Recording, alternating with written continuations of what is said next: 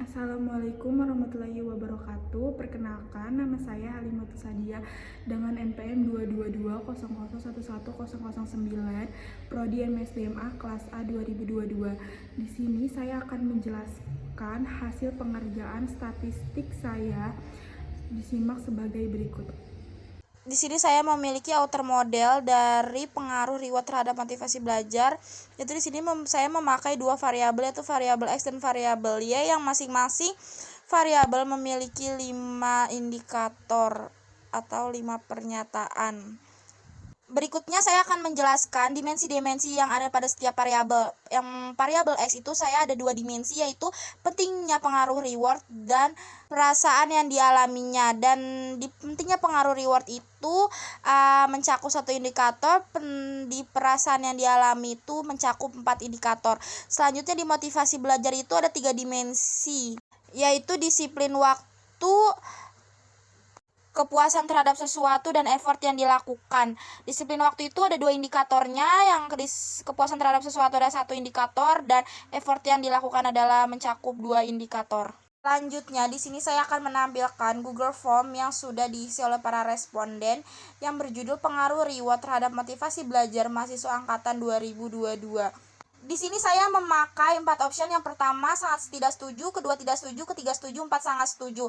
Pertanyaan pertama, Anda merasa bahwa reward penting di kehidupan Anda. Yang kedua, Anda merasa senang mendapatkan reward dari keluarga Anda. Yang ketiga, Anda merasa senang jika mendapatkan reward dari orang sekitar Anda. Yang keempat, Anda merasa senang jika mendapatkan reward berupa barang. Yang kelima, Anda merasa senang jika mendapatkan reward berupa nilai tambahan dari dosen. Selanjutnya di variabel E, pernyataannya yaitu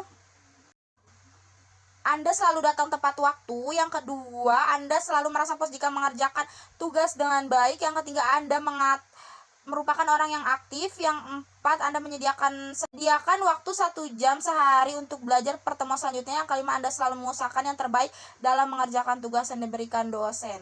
Di sini saya mendapatkan 44 jawaban dari para responden.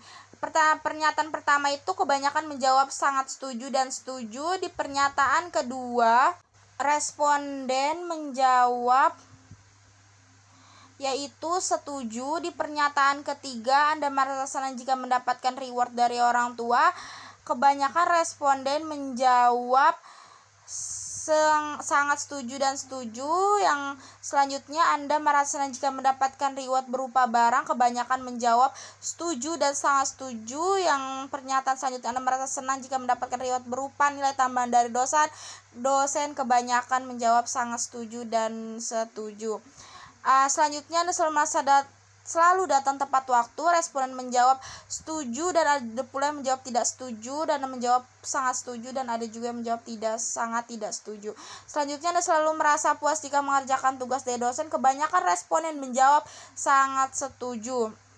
Dan selanjutnya, Anda merupakan orang yang aktif saat di kelas. Responden kebanyakan menjawab setuju dan tidak setuju hampir imbang, tapi beda 1 suara saja. Yang selanjutnya, Anda menyediakan waktu 1 jam sehari untuk belajar. Pertemuan selanjutnya, kebanyakan menjawab tidak setuju. Selanjutnya, Anda selalu mengusahakan yang terbaik dalam mengerjakan tugas yang diberikan. Kebanyakan menjawab sangat setuju. Selanjutnya, di sini kita masuk ke perhitungan Excel-nya. Saya sudah memindahkan data responden dari spreadsheet ke Excel-nya di variabel X-nya ya. Lalu kemudian kita hitung skor dan nilainya. Skor itu rumusnya itu sum dari data yang jawaban responden, dan nilainya itu rumusnya itu skor dikali 100 dibagi 20, di mana dapat 20, yaitu 4 option dikali dari 5 pernyataan, yaitu 20. Lalu di sini ada perhitungan mean, median, modus, dan selanjutnya itu di data tunggal. Mean itu rumusnya itu average dari data skor, terus median itu rumusnya itu sama dengan median dari data skor. Itu tinggal ditarik aja ke samping, nanti bakal auto ke rumus sendiri dari data nilainya. Terus selanjutnya ada modus. Rumusnya itu mode dari data skor. Lalu kemudian standar deviasi itu rumusnya itu STDV titik S dari data skor. Kalau variansi rumusnya itu adalah var titik S dari data skor. Kalau kuartil itu rumusnya sama dengan kuartil dari data skor. Kalau misalnya kuartilnya kuartil 1 berarti koma belakangnya koma 1. Kalau kuartil 2,2, kalau kuartil 3,3. Selanjutnya jumlah data itu ada 44. Maksimal itu rumusnya sama dengan max. Kalau min itu rumusnya min dari data skor. Dari data nilai. Jadi max itu dari data nilai, minimal juga dari data nilai. Selanjutnya itu kita mengerjakan data kelompok. Yang pertama kita tentukan dulu kelas intervalnya dengan rumus 1 ditambah 3,3 log n, yaitu berarti kalau saya log 44. Terus rentang datanya yaitu nilai tertinggi dikurang nilai terendah, hasilnya 35. Lalu panjang kelasnya yaitu 35 dibagi 7, berarti jawabannya 5. Kita akan menjelaskan tabel data kelompok, di tabel ini kita akan menghitung kelas interval, menentukan kelas interval, frekuensi, nilai tengah, dan seterusnya. Kelas interval itu yang pertama itu dari 65, rentangnya 7 angka, berarti 71. Dari 72 rentangnya 7, berarti sampai 79 dan sebagainya. Terus selanjutnya menentukan frekuensi. Frekuensi itu rumusnya frekuensi lalu diambil dari skor, lalu ambil juga kelas interval tertingginya, lalu di enter. Tinggal disorot aja ke bawah. Selanjutnya ke nilai tengah. Nilai tengah itu rumusnya yaitu sama dengan median, lalu kelas interval yang bawah dan kelas interval yang atas selalu di enter saja. Kemudian tinggal disorot ke bawah. Selanjutnya menghitung frekuensi kumulatif, yaitu rumusnya frekuensi dikali nilai tengah.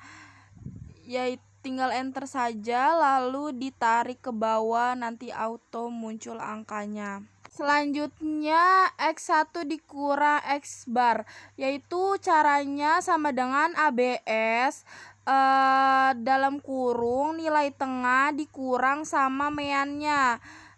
Jadi meannya nanti di absolut lalu di enter. Jadi disarankan jika ingin menghitung ke X1 min X bar, tentukan dulu meannya ya, baru bisa lanjut ke perhitungan selanjutnya di tabel tersebut. Selanjutnya F1 dikali X1 min X bar, yaitu berarti frekuensi dikali hasil yang tadi sudah dihitung ya di kolom sebelumnya. Lalu selanjutnya ditarik saja ke bawah biar angkanya auto muncul. Selanjutnya menghitung X1 min X bar pangkat 2. Hasil yang tadi X1 min X bar dipangkatkan 2 saja, lalu di enter, ditarik ke bawah. Selanjutnya adalah frekuensi X1 min X bar pangkat 2. Jadi frekuensi dikali dalam kurung S1 min X bar pangkat 2 yang tadi sudah dihitung di kolom sebelumnya, lalu di enter saja, kemudian ditarik ke bawah. Selanjutnya kita akan menghitung jumlahnya, jumlah frekuensi, nilai tengah, frekuensi kumulatif, X1 min X bar, dan seterusnya. Itu memakai rumus sum ya. Tinggal ditarik aja ke samping, jadi nanti auto bisa ke jumlah sendiri. Selanjutnya di sini kita akan menghitung mean. Mean itu didapat dari total frekuensi kumulatif dibagi dengan total frekuensi. Kemudian kita akan menentukan mediannya. Tapi sebelum menentukan median, kita harus menentukan batas kelas bawah, kelas intervalnya, frekuensi sebelum batas kelas, jumlah frekuensi dan setengah n-nya serta n-nya. Bisa dilihat di kotak kecil yang di samping ini yang diberi tanda panah. Jadi kita hitung dulu nih, BB-nya itu didapat dari 86 dikurang 0,5. 86 itu dari kelas interval bawahnya itu ya. Selanjutnya kita akan menghitung kelas interval itu 7 ya, yang sudah tadi kita tentukan. Frekuensi sebelum batas kelas bawah itu 22. Caranya yaitu frekuensi yang 3 tambah 5 tambah 14 hasilnya 22. Selanjutnya ada frekuensinya yaitu 12. Setelah dapat data tersebut, kita bisa menghitung mediannya dengan rumus BB ditambah kelas interval lalu dikali dalam kurung setengah N dikurang F besar dibagi panjang kelas atau F kecil. Nah, itu bisa menentukan kelas selanjutnya yaitu modus. Modus itu rumusnya BB dikurang kelas interval dikali dalam kurung 9 dibagi 9 ditambah 2.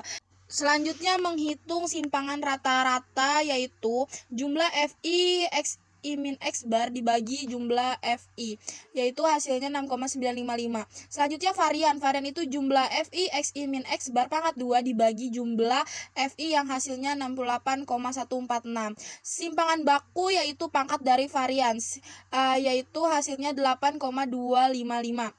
Dan terakhir koefisien variansi yaitu simpangan baku dibagi mean dikali 100% yang hasilnya 9,66%. Selanjutnya yaitu membuat diagram batang dan diagram pie. Caranya sama, lalu ke menu insert saja, pilih diagram batang ataupun diagram pie, input kelas intervalnya, lalu input juga data nilainya, di enter langsung kebuat seperti ini. Langkah yang terakhir yaitu kita menampilkan rumus dari Excel-nya. Kalau yang kita buat ini kan data secara manualnya ya, jadi kita akan menginput dari data Excel-nya, hitungan Excel-nya. Caranya yaitu ke fitur data analis, kemudian pilih di statistik deskriptif, lalu masukkan skornya, terus kemudian summary-nya dicentang, akan muncul seperti kolom tersebut. Begitu pula di variabel Y-nya sama ya caranya.